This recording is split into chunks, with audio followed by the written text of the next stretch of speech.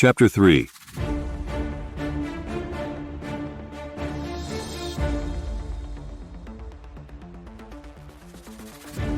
First, Article the First must be put into action and enforced. Once that has started and elections have taken place as per the Constitution, the many members of the House will be able to reorganize themselves and literally build a new organization from the ground up. It will be very disruptive in the short term. It's meant to be, and will force positive change and lead to the emergence of new representative leaders, unencumbered by the two criminal parties that now run the nation. Envision 6,600 congressional offices, one in each district across the land, all available so that you can visit, see, and talk with your representative in person. In an office full of computers with large screens, all the way around, giving us a working portrait of our government at work, all directly linked to the House of Representatives, where any bill or government business is immediately available to all members. No more votes on phantom legislation, no more threats that you can't see the bill until you vote on it. Thank you, Nancy Pelosi and Harry Reid. Let our representative leaders write a new contract for America instead of a contract on America. Second, and while we are here, let's propose a second pledge for all. Incoming representatives should take the pledge. It would be good for senators too, but I don't think that it would be politically viable, since we are only changing the House. The pledge would immediately rid the American political system of the corruptive effects of special interests, now made even worse by the Supreme Court's decision in Citizens United. There's no reason to give up on America. There is no reason to overreact. There is no need to change the Constitution. There is no reason to change the laws. Just change the rules. Independence Hall, Philadelphia, PA 9/15/2012, where the pledge was publicly introduced.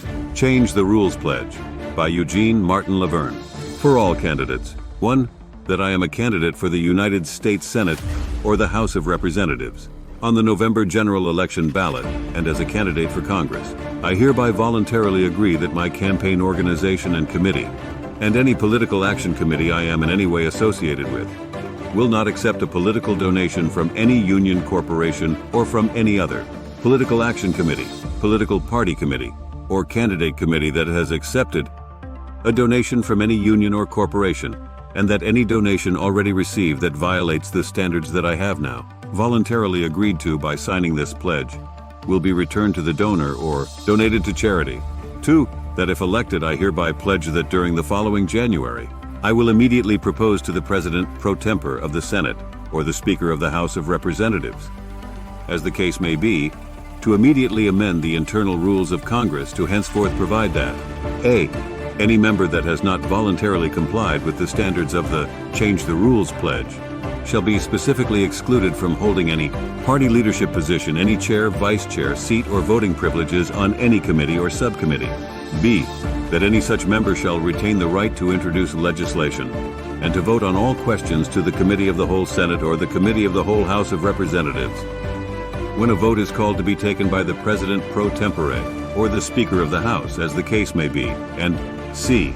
That any member who has voluntarily agreed to be bound by the Change the Rules Pledge, but has nonetheless received indirect union or corporate support with a value in excess of $1,000, shall be excluded from personally testifying before or voting in committee or subcommittee in favor or against any proposed legislation that will in any way affect the legal status or pecuniary interest of the union or corporation that provided indirect support, unless the committee or subcommittee finds that the support for the candidacy of the member from the union or corporation was extended in bad faith for the purpose and design of disqualifying the member from testifying and voting in committee or subcommittee on legislation on a given issue.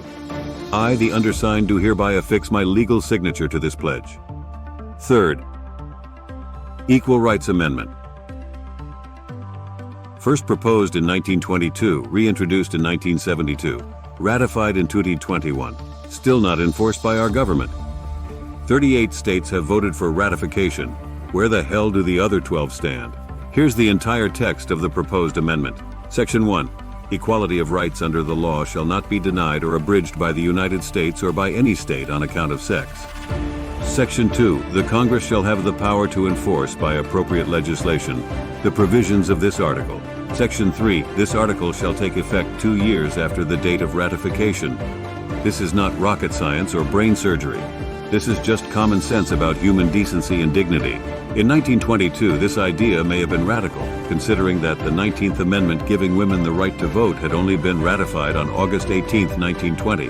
Of course, women always had the "I have a headache" right to vote, but now it was official and now the men get the headache. Finally, the ERA is ratified. Now force Congress to finalize the ratification. It takes a very long time to change, but change for the better is a must, and our country must continue to move forward and evolve or cease to exist as we know it. When we have a problem, we must strive to fix it, and if we get it wrong, must have the courage to try again. It's taken the Supreme Court 226 years just to declare that one person equals one person, and even then they equivocated that the states may use that standard for the census, and therefore be used for district apportionment. We must change may into shall to truly have one person equals one person, something that even a 2-year-old child intrinsically understands. To make these and other things happen, we, the people, must have the power to influence our representatives. We must go back to our first step in the plan and make sure Article the First is followed and enforced.